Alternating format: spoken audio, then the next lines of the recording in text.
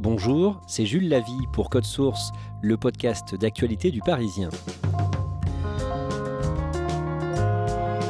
3 millions d'animaux, comme des veaux ou des moutons, sont exportés chaque année par l'Union européenne, principalement vers le Moyen-Orient. Plusieurs ONG de défense des animaux dénoncent leurs conditions de vie sur les bateaux et réclament l'interdiction du transport d'animaux vivants. Cet hiver, un événement a permis de médiatiser cette question, l'errance de centaines de veaux pendant des mois sur un navire en Méditerranée. Cet épisode de Code Source est raconté par Émilie Torgemène, spécialiste environnement au Parisien. Émilie Torgemène, on n'y pense pas forcément quand on boit un verre de lait le matin chez soi, mais pour obtenir ce lait, il faut produire des veaux. Oui, absolument, parce qu'une vache qui fait du lait, c'est une vache allaitante. Et pour lancer sa lactation, il faut un veau, au moins un veau par an. Et donc l'industrie laitière produit des veaux. Que deviennent ces veaux ? Ils sont vendus, ils sont mangés et en fait ça concerne plus précisément les mâles qui sont tués jeunes alors que les femelles, elles, sont conservées pour pouvoir faire des vaches laitières à leur tour. Quand ils sont vendus, ils doivent être transportés. Oui, ces veaux sont transportés et bien souvent ils ne sont pas abattus à l'abattoir le plus proche mais ils sont transportés sur des dizaines de milliers de kilomètres et ils sont transportés vivants. D'un mot, Émilie Torgemène, tous les veaux ne proviennent pas de l'élevage laitier. Non, tous les veaux qui sont abattus pour être consommés ne viennent pas de l'élevage laitier. Une partie d'entre eux sont ce qu'on appelle des races à viande et sont abattus jeunes parce qu'en fait, une partie de la population mange des veaux. Émilie Torgemène, pour Le Parisien, vous avez fait un reportage sur cette question en mai 2019 à Cherbourg, dans la Manche, en Normandie. D'abord, pourquoi Cherbourg ? Parce que Cherbourg, c'est un nœud de connexion bien connu. À Cherbourg débarquent des veaux qui viennent d'Irlande notamment et qui sont ensuite envoyés dans toute l'Europe. Alors pourquoi l'Irlande ? Parce que l'Irlande, c'est un gros producteur de lait. On estime que 100 000 veaux partent d'Irlande chaque année, mais au Royaume-Uni, et en Irlande en particulier, on ne mange pas de veaux. Donc tous ces veaux-là, il faut donc les écouler ailleurs en Europe. Qu'est-ce que vous avez vu à Cherbourg ? À Cherbourg, ce qu'on voit, ce sont des camions, beaucoup de camions. Donc le jour où j'y étais, on attendait l'arrivée d'un ferry qui transporte lui-même une vingtaine de camions. Et dans chaque camion, il y a plus de 200 veaux, ce qui fait en fait une cargaison qui meugle et qu'on entend à des centaines de mètres à la ronde. Et vous êtes là avec une ONG, c'est ça ? Oui, le jour où j'étais à Cherbourg, j'étais en fait avec une ONG qui s'appelle Eye on Animals et qui est hollandaise. Mais cette ONG est connectée en fait avec des militants de la cause animale, eux-mêmes irlandais, qui les avaient prévenus du départ du bateau. D'ailleurs, on avait dû reporter plusieurs fois ce reportage à cause d'un avis de tempête. Qu'est-ce que vous voyez quand le ferry arrive ? On voit des camions qui étaient en fait prêts sur le bateau, un peu dans les starting blocks et qui prennent la route immédiatement. En théorie, ces camions doivent s'arrêter quasiment à Cherbourg, ou en tout cas très proche. Et l'objet de ce reportage ce jour-là, c'était de vérifier que les camions s'arrêtent bien pour respecter la réglementation. Justement, quelle est la réglementation ?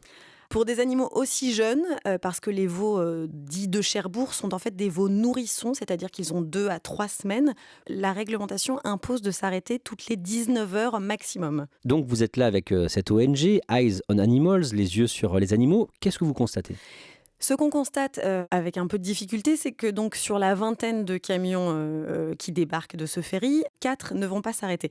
Alors j'ai dit avec un peu de difficulté parce que le jeu consistait à poursuivre les camions, sachant qu'il y avait donc 2 arrêts possibles, dans 2 hangars possibles. Donc on avait 3 équipes en réalité. Donc l'équipe avec laquelle j'étais, on a été dans le premier hangar. Une autre équipe a été vérifier que les autres camions allaient bien dans le deuxième hangar. Et la troisième équipe a poursuivi des camions, une partie des camions, jusqu'en Hollande. Ça, vous l'avez vu du coup, vous avez vu ces veaux sortir des camions. Oui, on était d'ailleurs dans un des centres, dans un de ces hangars à Couville, quand un des camions a ouvert les vannes en quelque sorte. C'est très impressionnant puisqu'il y a 200 veaux qui marchent mais à peine, qui sont déversés dans le hangar. Des nourrissons, on le voit, ils ne pensent qu'à une chose, qu'à téter, et on se retrouve en fait avec des veaux au bout des doigts qui sont en train de nous suçoter les doigts. Probablement parce qu'ils ont faim et en fait ils prenaient nos doigts pour des pieds de vache. Émilie Torgemène, comme promis, vous allez maintenant nous raconter l'histoire d'un transport de veaux qui s'est très mal passé. Tout commence le 18 décembre au sud-est de l'Espagne, dans le port de Carthagène, port qui donne sur la Méditerranée. Ce jour-là, un bateau qui s'appelle le Karimala est chargé de 895 bovins.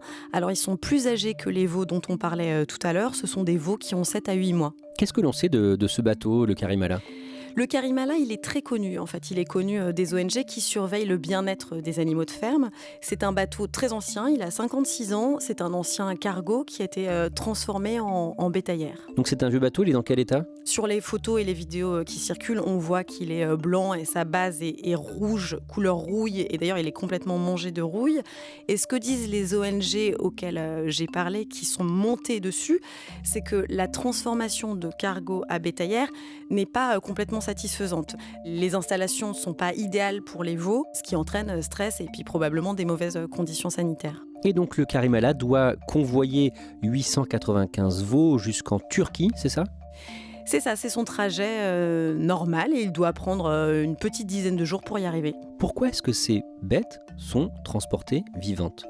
Pour une raison économique d'abord. Abattre un animal dans un abattoir espagnol, ça coûte plus cher qu'abattre un animal dans un abattoir turc. Les salaires ne sont pas les mêmes et les conditions ne sont pas les mêmes.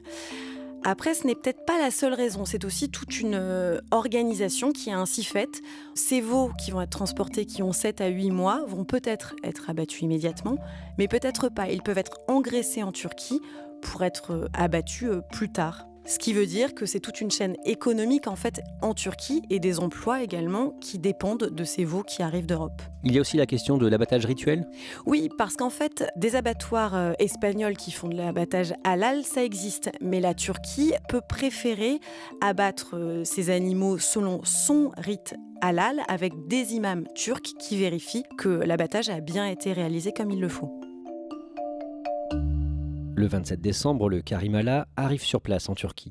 Il a fait 9 jours de trajet, c'est normal, sauf que les animaux sont refoulés. La Turquie décide qu'elle ne veut pas accepter ces veaux espagnols parce que ces animaux, craint la Turquie, pourraient être malades. Ils pourraient avoir ce qu'on appelle une fièvre catarrhale. Et c'est une maladie qui est aussi appelée la fièvre de la langue bleue. Pourquoi est-ce que la Turquie a ce soupçon sur ces bêtes ? Parce que ces bêtes proviennent d'une région espagnole qui s'appelle Huesca et qui est une zone rouge pour cette maladie animale très grave. Que se passe-t-il ensuite ? Eh bien, le bateau va en fait entamer une errance incroyable sur la Méditerranée. Il y a des applications de suivi maritime qui documentent en temps réel les trajets des bateaux. On sait qu'il va en Libye. Il s'arrête au port de Tripoli où en fait l'armateur essaie de revendre les animaux et ils sont refusés pour la même raison, pour cette suspicion de maladie. Ensuite, le navire s'arrête en Sicile et puis il va aller en Sardaigne le 4 février pour se ravitailler en foin et en eau. Et c'est aussi d'ailleurs dans ce port italien que quelque part l'alerte est donnée. Ce sont les services vétérinaires italiens qui les premiers signalent qu'il y a des soucis et que le bien-être animal n'est pas respecté. Donc là, ça fait plus d'1 mois que le navire est parti d'Espagne. Émilie Torgemène, pourtant, vous nous disiez tout à l'heure, en parlant de votre reportage à Cherbourg, que des pauses doivent être prévues pour les bêtes. Là, ce n'est pas le cas ? Non, là, ce n'est pas le cas. D'abord parce qu'on ne parle pas des mêmes veaux que ceux de Cherbourg. Ils sont sevrés. Donc, les règles ne sont pas les mêmes. Pour ces veaux sevrés, sur la route, le temps de trajet maximum, c'est 29 heures. Mais là, on n'est pas sur la route, on est sur du transport maritime. Et pour le transport maritime, il n'y a juste pas de limite de temps. Parce que la réglementation européenne ne considère pas que c'est un temps de transport, mais un temps de repos. Un peu comme si ces transports maritimes étaient en fait des croisières pour les bovins. Vous êtes alerté par une ONG française, Wellfarm, elle-même en relation avec une coalition d'associations européennes. Et ces ONG diffusent des images prises à bord du Carimala. On y voit des veaux et c'est intéressant parce qu'on voit comment ils sont installés. Donc en fait, ils sont installés à 5 ou 6 par petit enclos et c'est donc une succession de petits enclos qui sont dans un bateau. Alors c'est très confiné, il y a de la paille au sol, mais on se dit qu'après 2 mois et plus de trajet, ce ne sont pas des conditions très faciles. Émilie Torgemène, près de 3 semaines plus tard, le Carimala revient finalement à son port de départ, Carthagène, le 22 février. Donc après plus de 2 mois et demi de trajet, le Carimala revient à Carthagène et plus précisément, il jette l'ancre au large du port. Pourquoi ? Parce que le capitaine tente un peu le tout pour le tout et il ne veut pas rentrer au port où les autorités espagnoles pourraient réclamer la mise à mort des bêtes. Lui, il veut à tout prix essayer de les vendre, c'est ça ? Absolument, et il va même demander des tests indépendants, donc pas aux autorités vétérinaires espagnoles, mais à une société privée pour prouver que ces bêtes sont indemnes et n'ont pas cette maladie de la langue bleue. On sait ce que donnent ces tests ? Non, en fait, on ne saura jamais ce que donnent ces tests parce que les autorités espagnoles, les autorités vétérinaires vont elles-mêmes faire leur propre inspection et vont couper court en fait à ces tests en disant que les animaux, quoi qu'il en soit, ne sont pas aptes à reprendre le trajet. Parce que d'abord, elles ont vécu 2 mois et demi dans un confinement terrible. C'est extrêmement stressant pour ces animaux assez jeunes. Et puis surtout, elles souffrent de la quantité d'urine qui est répandue et qui reste un peu sur le bateau et qui crée des concentrations d'ammoniac qui sont finalement dangereuses et mauvaises pour la santé des bêtes. Et d'ailleurs, plusieurs de ces veaux sont morts pendant le voyage. Oui, 22 veaux sont morts pendant le voyage. Les autorités espagnoles vont retrouver 2 cadavres à bord et 20 autres veaux ont été jetés à la mer. Les veaux qui ont survécu à cette errance, est-ce qu'ils peuvent revenir en Europe ? Non, ils ne peuvent pas revenir en Europe. Ils ne peuvent pas être réexportés pour la simple et bonne raison qu'ils ont été en Turquie et en Libye. Or, l'Union européenne considère que ces pays sont à risque pour une autre maladie animale, qui est la maladie pied-main-bouche. Le plus absurde dans tout ça, c'est que les veaux n'ont jamais débarqué. Donc en fait, ils n'ont jamais posé une patte, ni en Turquie, ni en Libye. Que décident les autorités sanitaires espagnoles ? Les autorités sanitaires espagnoles décident qu'il faut abattre les veaux, qu'il faut les abattre en urgence et les envoyer à l'équarrissage. Ça veut dire qu'en fait, leurs carcasses vont être détruites et qu'elles ne seront jamais consommées par personne. Concrètement, comment sont tués les veaux ? Eh bien là, on a des vidéos qui montrent non pas l'abattage, mais l'installation du dispositif. Il y a une douzaine de caisses rouges de containers en fait, qui sont posées à même le quai, devant le bateau, et les animaux vont être abattus immédiatement sur place, directement sur le quai. Émilie Torgemène, on parle de ce navire, le Carimala, mais ce n'est pas le seul. Dans ce cas, une autre bétaillère des mers a connu le même sort au même moment, un bateau parti d'Espagne le même jour. Oui, ce bateau s'appelle l'Elbec. Il était parti de Tarragone, un autre port espagnol, mais il allait exactement au même endroit en Turquie et il a été refoulé pour les mêmes raisons. Il était un peu plus important que le Carimala. L'Elbec transportait, lui, 2600 bovins. Et les veaux à bord de l'Elbec, eux aussi, ont connu des mois d'errance en Méditerranée. Oui, et ils ont même erré ainsi encore plus longtemps. Ils ont erré 3 mois. Donc après leur départ de Turquie, ils ont été en Libye, en Italie, en Égypte, à Chypre, avant de retourner en Espagne, au port de Carthagène cette fois. Le vendredi 19 mars, à Carthagène, ce sont carrément les ONG de défense des animaux qui ont demandé à ce que l'on abatte ces veaux. Oui, et c'est un crève-cœur en fait pour ces amoureux des bêtes, mais pour les ONG avec lesquelles je parle, c'est la seule option.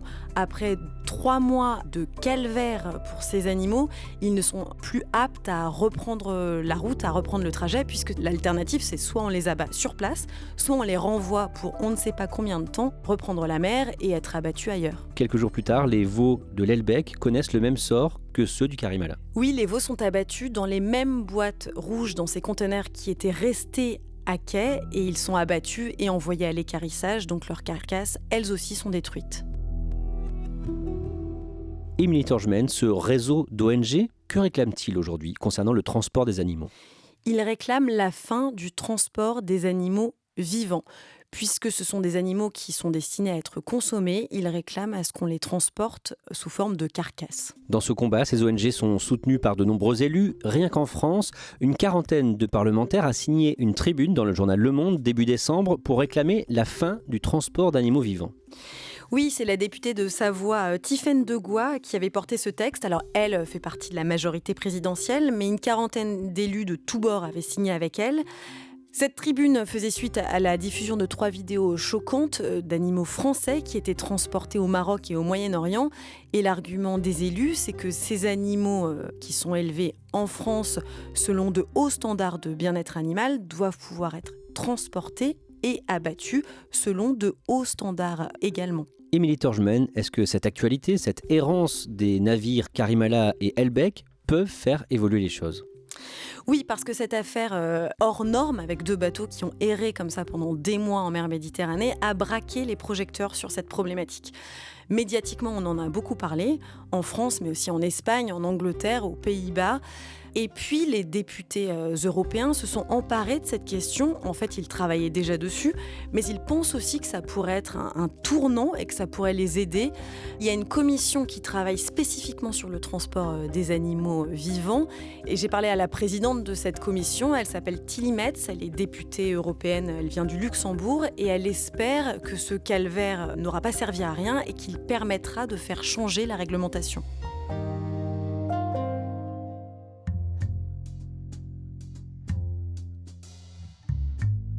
Merci à Émilie Torgemène. Cet épisode a été produit par Marion Botorel, Thibault Lambert et Mathias Pengili.